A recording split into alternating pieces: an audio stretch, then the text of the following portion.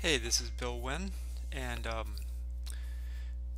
the Pro Currency team has asked us to go back to version 1.3.4.1 from 1.3.5, and that's because not enough 1.3.5 wallets had been upgraded. This is not uncommon. I was involved recently in the Litecoin Cash fork, and there was a lot more hardship. So this really shouldn't be intimidating, and I would like to encourage you to welcome these things as opportunities for growth, maybe not only in patience but also in your skills if you're going to continue to stay involved in cryptocurrency and be part of essentially what I believe is going to be a very strong phase of the future. So you're running 1.3.5 now. You can tell by the little thing down here. Now I did install the other one last night, but I can make this any version I want. It's really simple, and unless you don't follow videos step by step or you run ahead and change things, so please follow this video step by step. Do not run ahead. Do not think that you know what you're doing unless you do and you're sure of it. And if you do that, then don't complain if it doesn't work. But so here we go. I'm going to turn my wallet off so that I see that it's not running. It's not down here in the taskbar. It's not over here and these bar over here. Okay, now I'm going to go to GitHub, and here we see GitHub, and I'm going to go ahead and even refresh this page so we see what's here. And so here we see 1.3.4.1, we see 1.3.4, we see 1.3.3, we see 1.3.2, 1.3.1, 1.3, 1.2.1, 1.2, 1.1, okay, and 1. We have every single version that Pro Currency has ever put out for the wallet. And if you've been here from the beginning, you can count how many times you've probably upgraded, unless you downloaded way back here and did nothing until it was absolutely mandatory to upgrade. But so here's how easy this is. So I'm on a Windows machine. Of course, if this is a Mac DMG, and this zip file here is for Windows, and this is the Ubuntu. So here we're on Windows. We're going to download 1.3.4.1. Now I'm even going to download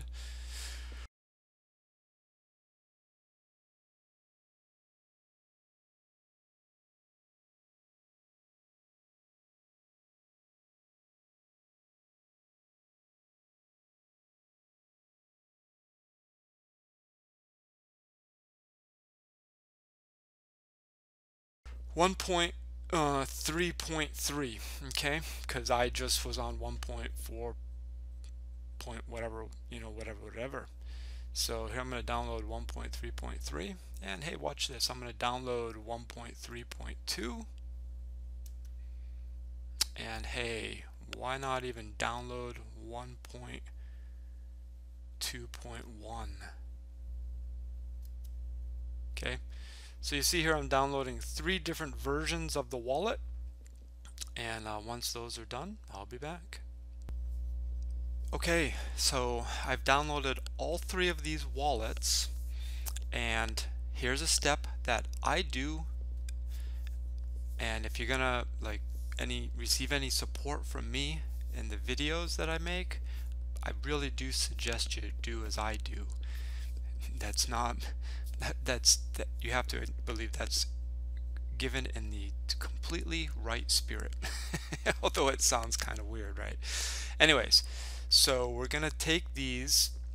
Now maybe your browser doesn't download them and show them here at the bottom of the screen. You may have to go to your downloads folder on your computer. Normally downloads would be Uh, if you're running Windows, here over on the left hand side, normally up here, downloads. Okay, so here you can see the same exact files that I have here. Alright, so either way, whether you have it here, you can actually drag it and it'll put it on your desktop, or if you're in your downloads folder. And I hope I'm not confusing you. I'm showing you two ways to accomplish the same thing right now. So this one I just moved over, it's 1.2.1, here's 1.3.3. The reason I do this, I just like to work off my desktop, and I like to keep this folder empty actually. But anyways, I've moved those zip files over. Okay, so at this point I've got three different versions of the wallet here. Okay, 1.2.1, 1.3.2, 1.3.3. Now remember, what I'm doing here is I'm making a point. I'm not showing you that this is what you have to do. I'm showing you how to downgrade your wallet to any wallet you want. Okay, although you have to run the wallet that they say, or else you're not going to have the staking experience and all of that.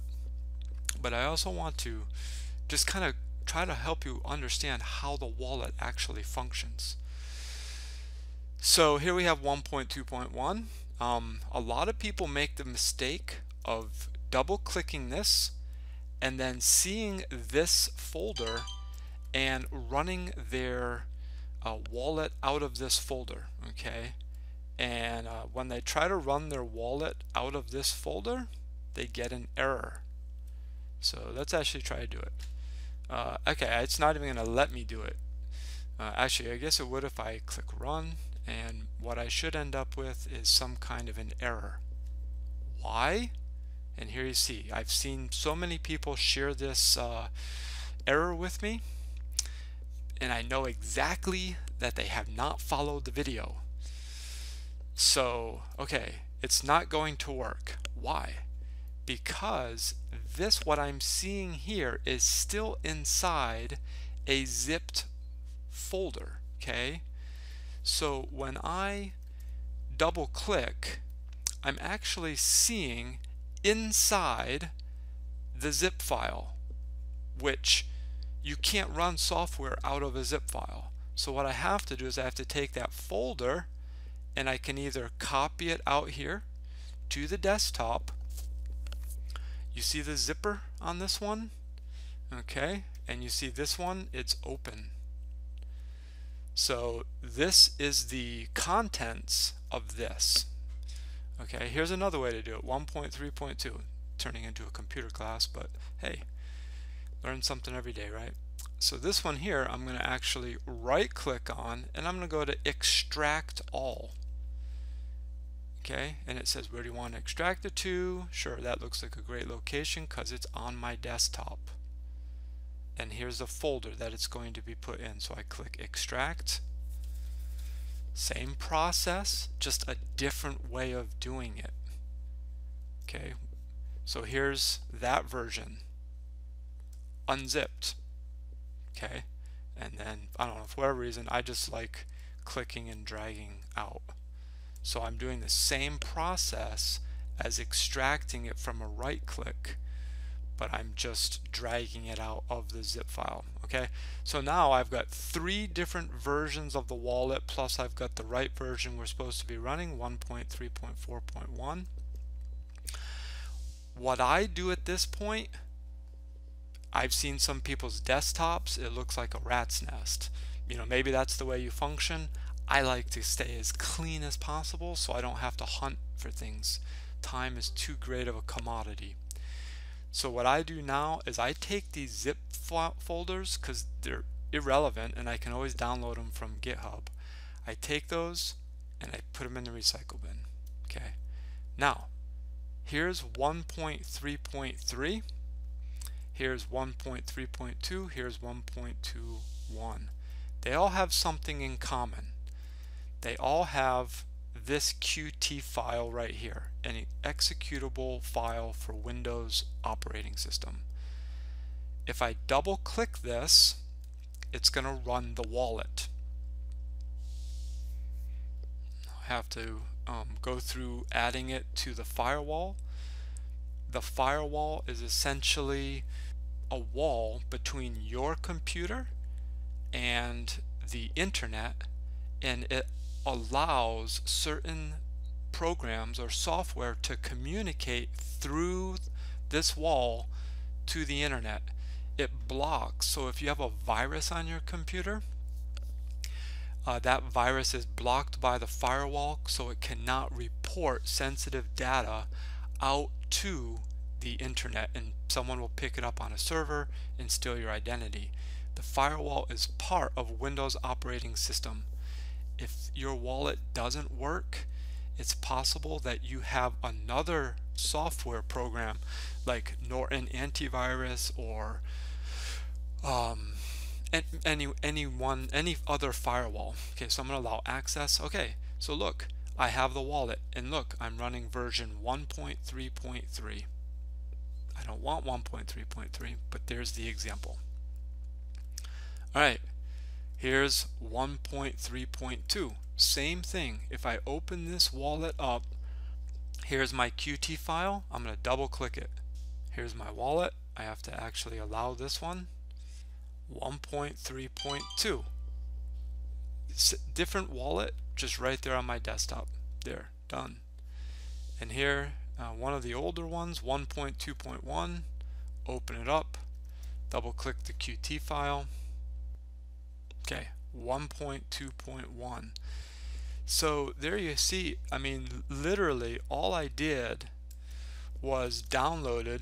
Here's the correct version. I have 4 different versions of the wallet right here. I can run the wallet out of any one of these versions. So as far as down, or what they're calling rolling back, which is also a feature, it's a very good feature used in the Windows operating system. If you delete a file, oftentimes you can roll back to a former restore point and you'll have their file back. So here I have 3 different versions of the wallet. Depending on which version I want to run, I simply need to go in and go to that Qt file. Okay, so I'm not suggesting you do what I'm doing here. I'm just trying to explain the architecture behind it. So what you want to do is you want to go to GitHub, right, this website here. You want to download this version right here, Protozone 2. You want to download the DMG if you're on Mac. You want to download the zip if you're on Windows. You want to download this here if you're on Ubuntu. Once you have it there, get that zip file over to your desktop, whether you drag it out or you extract all. Okay, once you have that file, I'm going to go ahead and just remove these to clean up my desktop. Once you have the actual open folder of files, you're going to go into those contents. You're going to double click on the Qt file. You're going to verify that it's 1.3.4.1. Once you do that, you should see your icon in the bottom here. You're going to right click on it, click Pin to Taskbar. That way if you close your wallet, your icon will be right here. Oh, how do you get this icon on your desktop as well? People like to see the icon on their desktop. Go inside the folder. Again, this is Windows. I'm going to right click on the Qt file. I'm going to go to Send To, and I'm going to say Desktop Create Shortcut. Oh, there it is. See? So whether you keep the icon here in the bottom or you have it there, that's a shortcut. What I have seen some people do is they take this file and they drag it out to their desktop. It's not going to work because this file here, the commands in this file, when you double click that, it says it's running a whole bunch of executions in the background. And so it's saying, okay, go to this directory to find this file so you can open it and receive instruction of what to do next. The problem is there's a directory structure. It's looking for these files in the same directory, or it's looking for the files in these directories by going into that directory, maybe even a subdirectory, and finding the file it needs. Once you move this file outside of this directory, you completely destroy the hierarchy of the directory structure, and then your wallet won't run. That's why also you can't run it from inside the zip folder, because technically you're trying to run an application that doesn't have access back inside of a zip folder. Anyways, that's a lot of mumbo jumbo. Probably a lot of you don't care to understand that. Some of you, I'm sure, are eating this up and just loving learning. But there you have it. So it should be really simple to roll back. Go to GitHub, download the zip file, get it to your desktop, extract the files, run the Qt file out of that. Hunky-dory, happy camper. All right. Have a fantastic day, evening, morning, whenever you watch this, and go pro currency.